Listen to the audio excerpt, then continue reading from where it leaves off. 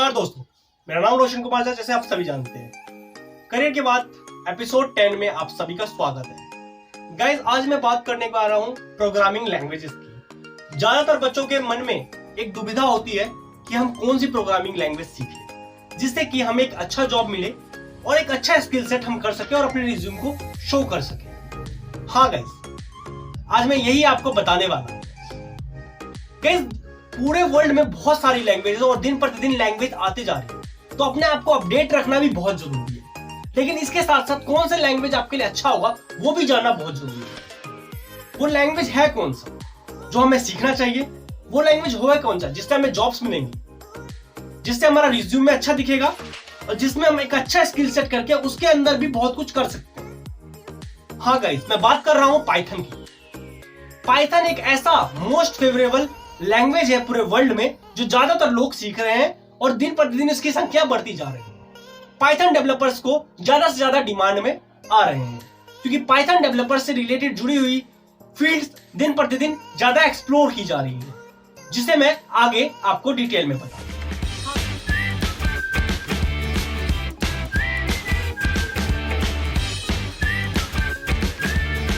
आज मैं बात करने जा रहा हूं प्रोग्रामिंग लैंग्वेजेस की।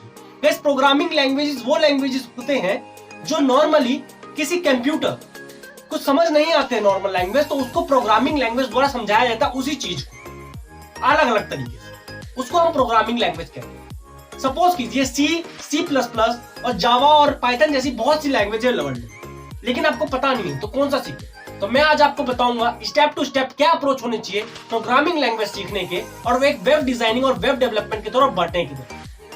सो गाइस, सबसे पहले मैं बात करूंगा डेवलपर्स। डेवलपर्स क्या होता है? किसी चीज को डेवलप करना, और डिजाइनर्स किसी चीज को डिजाइन करना। ऐसे ही वेब डिजाइनिंग और वेब डेवलपमेंट में आखिर ज्यादातर लोगों को कंफ्यूजन, डिजाइनिंग क्या होता है और वेब डेवलपमेंट क्या होता है। गाइस, वेब डेवलपमेंट वो होता है कि वेबसाइट डेवलप करना। वेब डिजाइनिंग मतलब वेबसाइट को डिजाइन करना, नॉर्मल सी बात है। इसलिए वेब डिजाइनर्स भी होते हैं, वेब डेवलपर्स।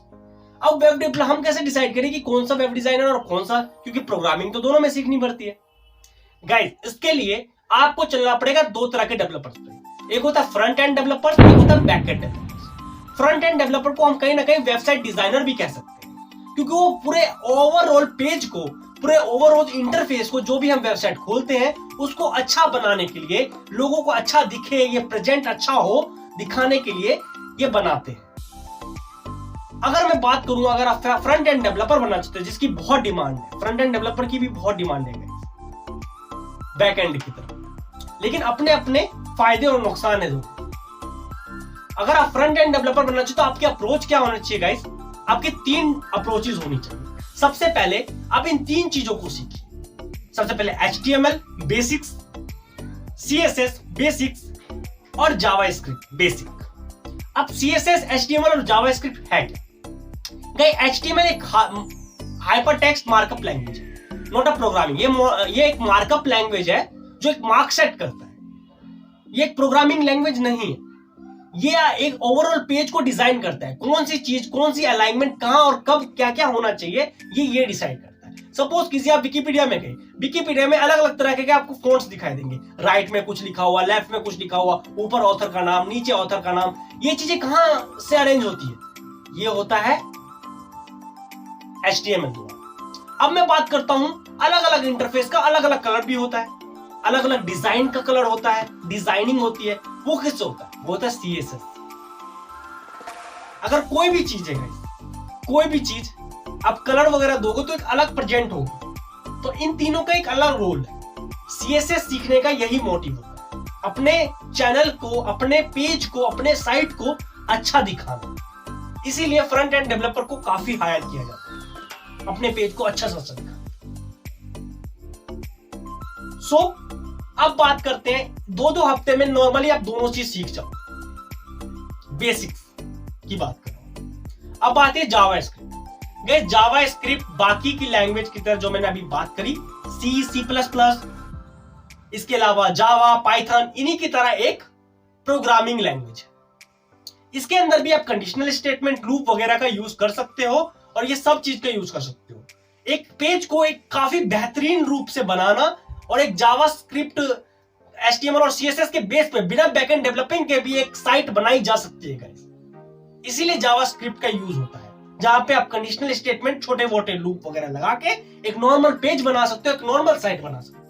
अगर आप बैकएंड डेवलपर बनना चाहते हो तो बैकएंड डेवलपर के लिए क्या इंपॉर्टेंट है? अगर आप बैकएंड डेवलपर बनना चाहते हो तो सबसे पहले इंपॉर्टेंट है एक लैंग्वेज को चूज करना। सबसे पहले एक लैंग्वेज को चूज करना कि बैकएंड डेवलपर के लिए कौन सा लैंग्वेज आपके लिए बेस्ट है। क्या मैं जावा सीखूं, क्या मैं पाइथन सीखूं, रूबी सीखूं, PHP सीखूं? कैसे डिसाइड करें? गाइस, हम कभी भी लैंग्वेज को इस तरीके से डिसाइड करना चाहिए कि उसकी डिमांड कैसे है, मार्केट में क्या डिमांड चल रही है। क्योंकि अगर आप अपडेटेड नहीं हो तो आपको कोई भी नहीं मिलेगा, और अगर आप अपडेटेड हो तो आपको सभी लेंगे। मार्केट में जावा की से ज्यादा पाइथन की डिमांड गाइस बढ़ रही है, अगर आपको नहीं पता हो।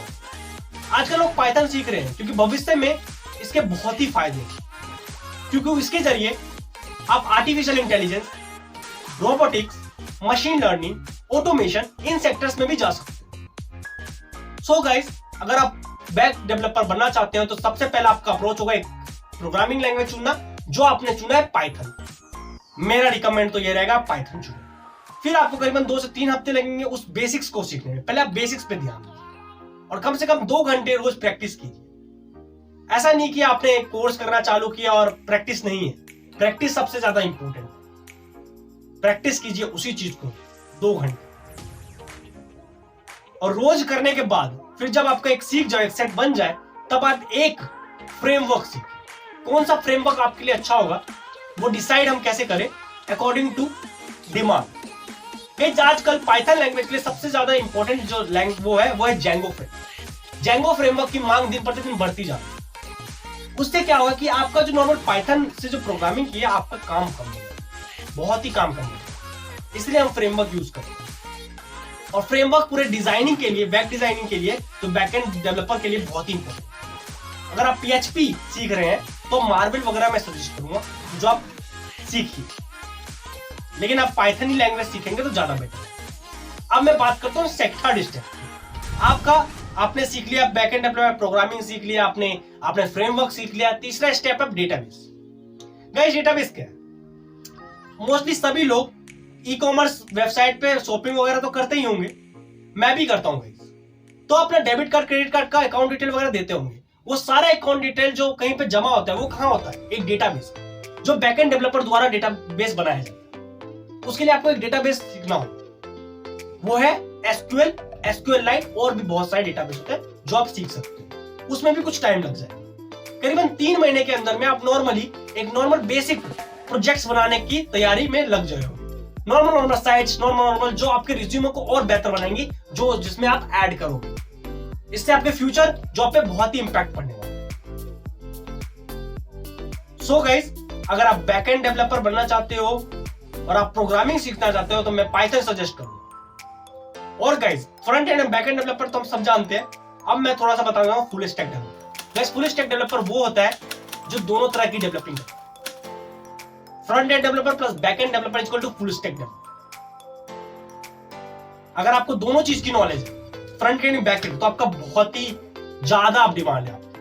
मार्केट में दिन प्रतिदिन फुल स्टैक डेवलपर को मांग हो रही है, क्योंकि लोग एम्प्लॉयज को कम कर रहे हैं, क्यों चाहते हैं वही बंदा 2 तरह के काम कर सके। क्यों आपकी जरूरत होगी, इसलिए आप फुल स्टैक डेवलपर की तरफ ज्यादा जाए। लेकिन मेरा कहना है कि फर्स्ट अप्रोच आप थोड़े करने से सीखें। उसके बाद पर्टिकुलर हर लैंग्वेज में एक मास्टरी लैंग्वेज भी आती है जो मास्टरी लेवल होता है। तो आप अगर बेसिक सीखेंगे, प्रोजेक्ट्स बनाएंगे, तो धीरे धीरे आप आगे की तरफ बढ़ते ही जाएंगे।